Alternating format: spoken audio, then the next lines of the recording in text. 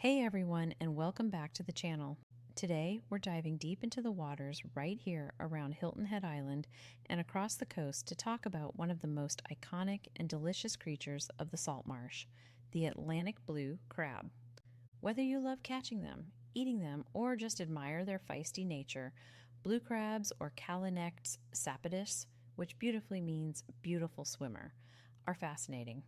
We're going to cover where they live, their incredible life cycle, how to tell the boys from the girls, a bit of crabbing history, and their important connection to the Gullah Geechee culture. So, grab a seat and let's get crabby. First off, where do these amazing animals call home? Blue crabs are found all along the Atlantic coast of the Americas, from Nova Scotia way up north, down through the Gulf, and even into parts of South America.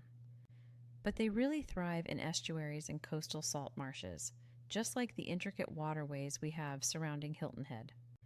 These salt marsh estuaries are critical nursery grounds.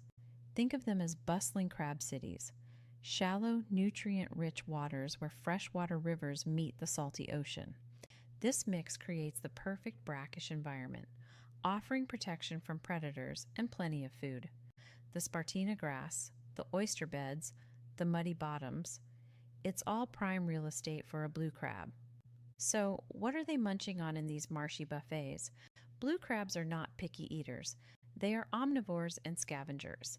Their diet includes things like small fish, snails, mussels, clams, worms, aquatic plants, and even other smaller or soft-shelled crabs. They use those powerful claws to crush shells and catch prey. They play a vital role in the food web, both as predator and prey. Now, let's talk about their life cycle, which is pretty incredible. Like other crustaceans, blue crabs have an exoskeleton, a hard outer shell that doesn't grow. So, to get bigger, they have to molt, shedding their old shell and growing a new, larger one. They'll do this many times throughout their lives. It starts as a tiny larva called a zoea, drifting in the ocean currents offshore. After several molts, it transforms into a megalopa, which looks like a tiny lobster, and starts moving back towards the estuaries. Once in the estuary, it settles to the bottom and molts into its first crab stage, basically a miniature blue crab. It keeps eating and molting, growing larger each time, eventually reaching maturity in about 12 to 18 months. How do you tell a male crab, a Jimmy, from a female crab, a Sally or Sook? It's all about the apron.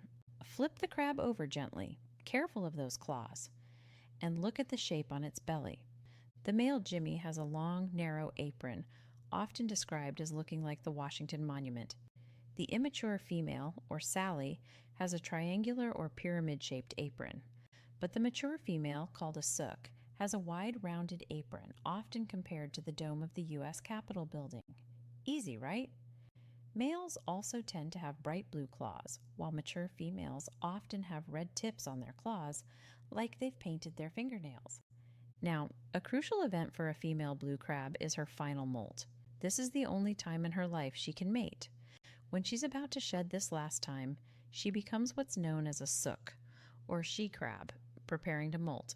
This leads us to mating. A male crab can sense when a female is ready for her final molt. He'll often find her and carry her underneath him, protecting her in a cradle carry for several days until she sheds her shell. Once she molts and her new shell is still soft, mating occurs. The male transfers sperm, which the female stores internally, sometimes for months until she's ready to fertilize her eggs. And get this, a single female blue crab can produce an astonishing number of eggs, typically between 750,000 and 2 million eggs at a time, sometimes even more. After mating, the female needs higher salinity waters for her eggs to develop properly, so she'll migrate towards the saltier waters near the ocean inlets or offshore. There, she fertilizes her eggs and holds them under her abdomen in a large, spongy mass. You'll often hear this called a sponge crab or buried crab. It's really important to protect these sponge crabs. Harvesting females carrying eggs is discouraged and often illegal depending on regulations, because each one carries the potential for millions of future crabs. That bright orange or dark sponge is the next generation. Let them go if you catch one. People have been catching blue crabs for centuries. Historically, simple methods like using a baited crab line, basically string with bait dropped from a dock or boat, were common. You'd slowly pull it up and net the crab before it let go. Trot lines, a longer version with multiple baits stretched across a distance, were also popular, especially commercially.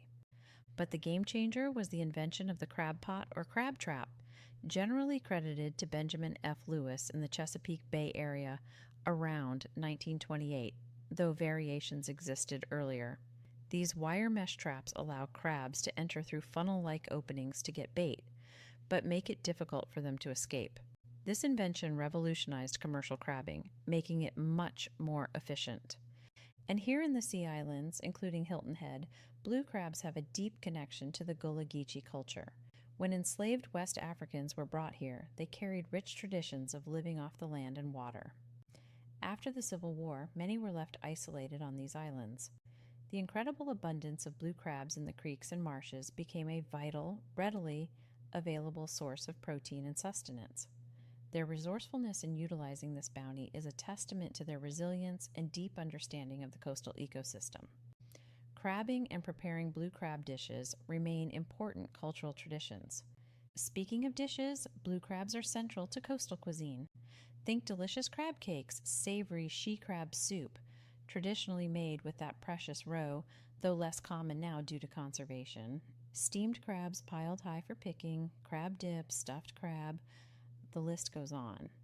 And before we finish, did you know blue crabs are decapods? That means they have 10 legs.